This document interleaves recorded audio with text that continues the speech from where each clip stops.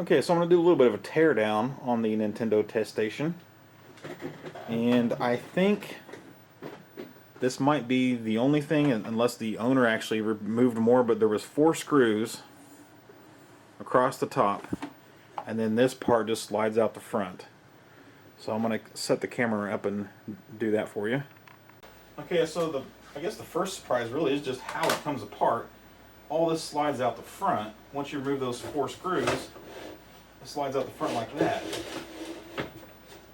And then the big surprise is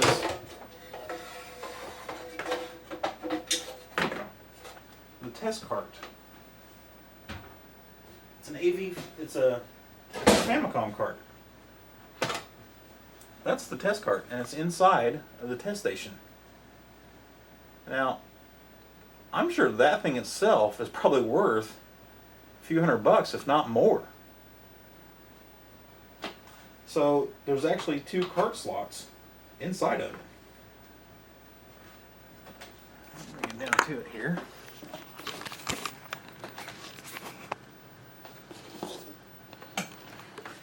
And of course it's got its own power supply. There's the AC breakers and output, the RF output. Composite output's just coming off of these connectors right up to the connectors out there. And these might actually be the input connectors from here. I'm not sure about that, but it makes sense. And here is a 72-pin connector. I'd really like to figure out if that's the proper pin pitch. And of course the AV FAMI. Also be interesting to know if it actually switches either of them on or off with the main knob. And there's a look at the Super Nintendo port. I believe that's the only use for it.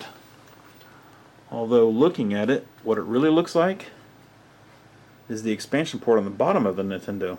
So maybe that is what it is. Maybe it just has a dual use here. The cool thing, look at that giant cap right there.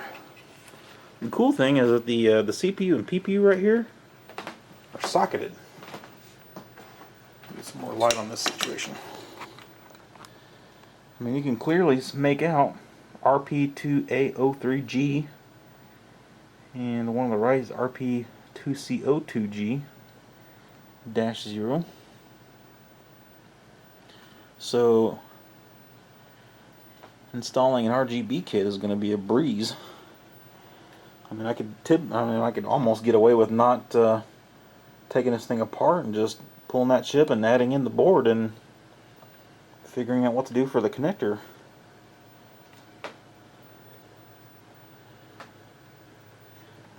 And another interesting thing that I've seen, hard to get to here, but the silver can RF modulator there, underneath the black wires, you can just make out power port and 3/4 switch there. So it looks like the exact same module, or AV power module, as used in the NES front loader. Pretty cool, huh? Okay, so there was 4 screws across the bottom here, and a bunch of little connectors,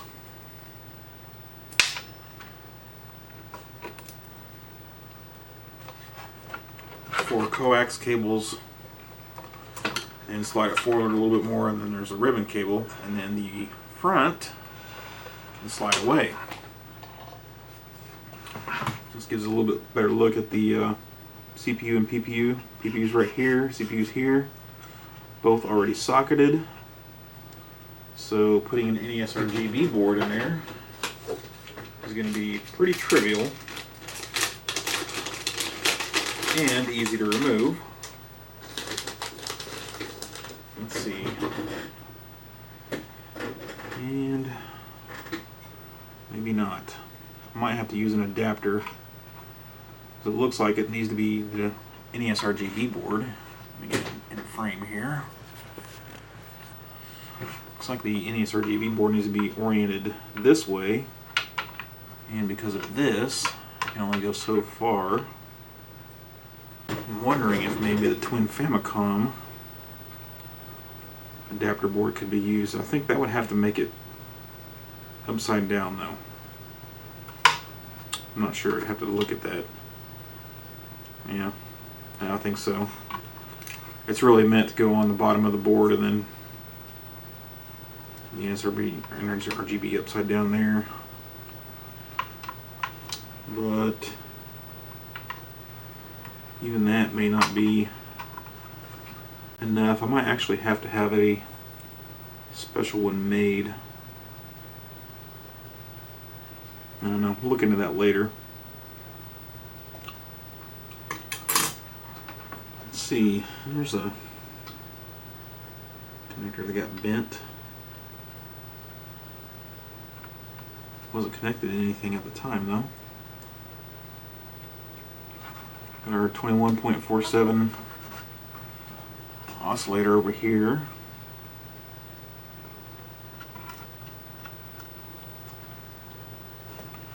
What other cool stuff we got here? Here's a 373. Let's see. 3517 BS. Another 3517 BS.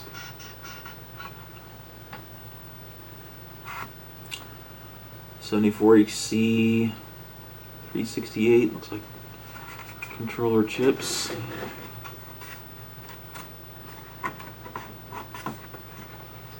Uh, 74HC 157.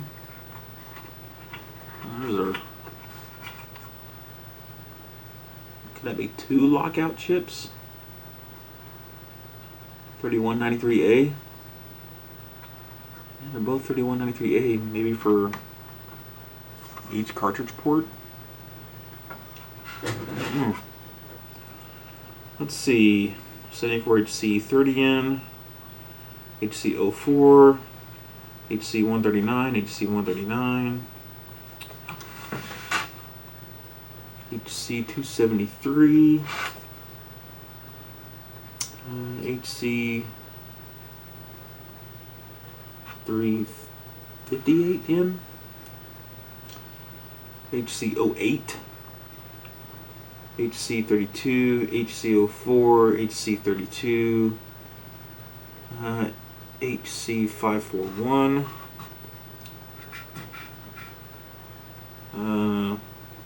HCU04, CD4011,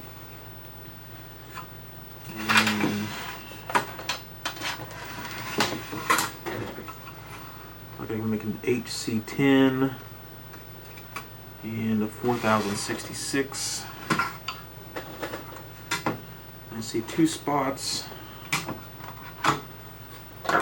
underneath the test cart for 6116s, two of them that are not populated.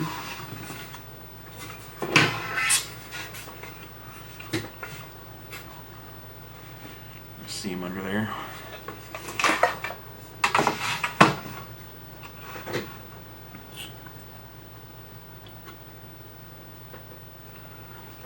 I'm not sure, but the connector for the 72 pin cart connector looks a lot like a Play Choice 10 connector. Not real sure about that, but it might be. The AV Famicom cart connector. I was gonna say it looks like the one right out of the AV Famicom, but it may not be. Kind of hard to tell. Looks like the RF output from the main board goes into this box right here. And there's a connector down there to the main board. I'm betting that's where that relay is that's switching between stuff up here. Not real concerned about it, so I'm not going to play with it. There is actually a channel select switch still there too. And an AC port. It is a Mitsumi module. So it has the composite and audio outputs. if I look down underneath the main board, I might see a couple stray components, but I don't see any chips, no ICs anywhere. So it looks like everything's up here. Now on the front panel, there is actually a board here as well. Connected down to the main board with ribbon cable.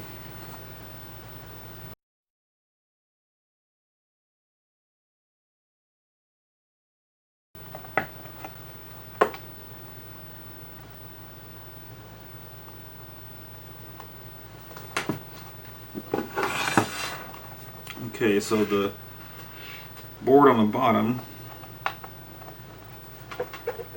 is held in by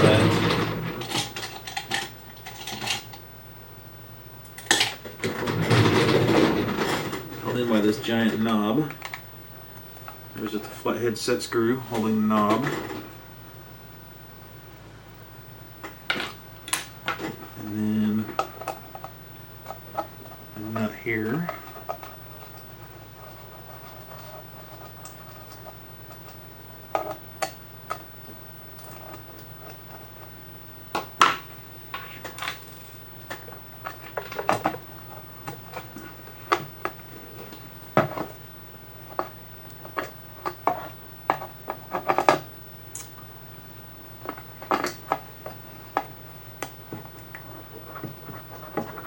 Take off a couple connectors here so I can actually flip this over, get a look at what's going on. Looks like a voltage regulator. C1514. A couple giant caps. This is a 200 volt, 220 microfarad. And this one is a 63 volt, 10 microfarad. And then our last one is a 16 volt, 470 microfarad. Got a tantalum cap. The rotary switch.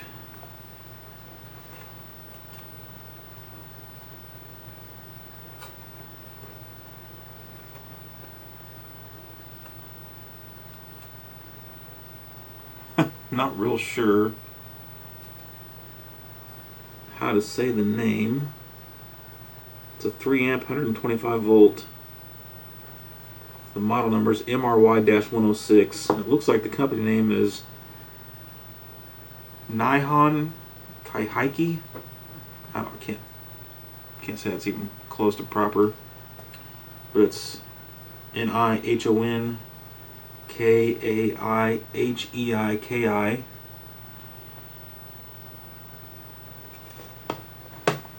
It's a super nice switch. And we've got two chips, an LM339 and a 74HC32.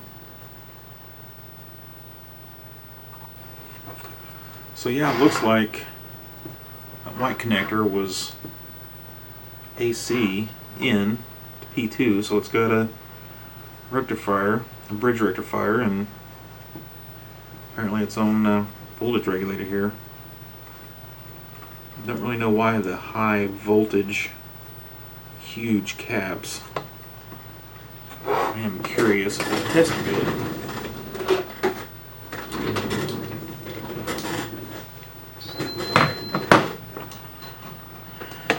Let's see. This will be the 470. 477.07. Very, very good. And the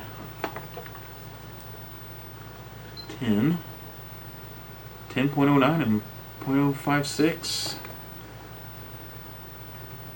And then the 220.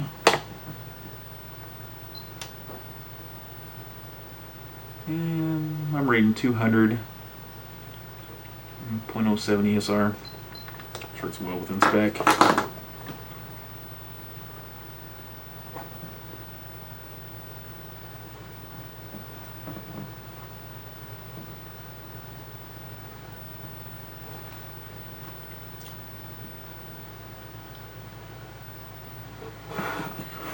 So yeah, not much going on with this board, but interesting nonetheless. Let's get a close up here.